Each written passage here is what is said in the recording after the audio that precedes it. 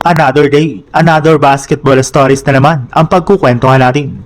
At ngayon nga ay pag-uusapan natin ang balitang may secret weapon na nga po ngayon ang Golden State Warriors at ang balitang swerte para nga po sa playoffs ang Los Angeles Lakers. Pagkatapos nga po na matalo ang Golden State Warriors sa kanilang game kahapon laban sa Houston Rockets ay kakalabanin na naman nga po nila bukas ng umaga ang Sacramento Kings. Hindi nga po kagaya ng mga nagdaan nilang laban, inaasahan nga po na magiging easy win lamang ito para sa kanilang team since nagtatanking na lang naman nga po ngayon ang Sacramento Kings. Isa pa, kuha na naman nga po ni Stephen Curry ang kanyang rhythm kaya sigurado nga po na mas magiging maganda na ang kanyang ipapakitang performance sa kanilang mga susunod na laban.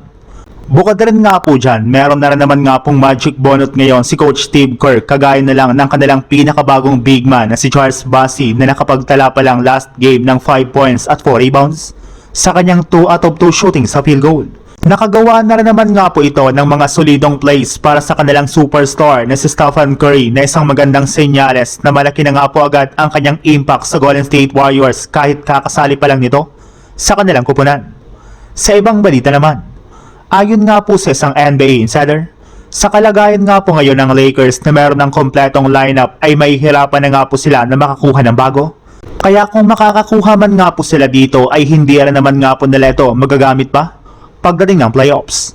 Kaya kailangan na lang naman nga po ng Lakers na hintayin ang pagbabalik ng kanilang mga manlalaro kagaya na lang ni Marcus Smart na malapit na nga pong makabalik at makapaglarong muli sa kanilang lineup. Ayon nga po sa pinakahuling inalabas na balita, posible nga po na maglaro na ito sa kanilang game kontra sa Golden State Warriors sa April 10. Kaya sigurado nga po na matutulungan ito ang Lakers na mapalakas muli ang kanilang depensa, lalo na pagdating ng playoffs. Sa ngayon nga po kahit man bumagsak ang Lakers sa ika-4th seed sa West, ay meron para naman nga po silang 1 game na kalamangan mula sa ika-5th seed na Houston Rockets, 4 games naman na kalamangan sa ika-6th seed na Minnesota Timberwolves. Ibig sabihin, ika-5 pwesto na lang naman nga po ang pinakamababang pwedeng makuha ng kanilang kupunan.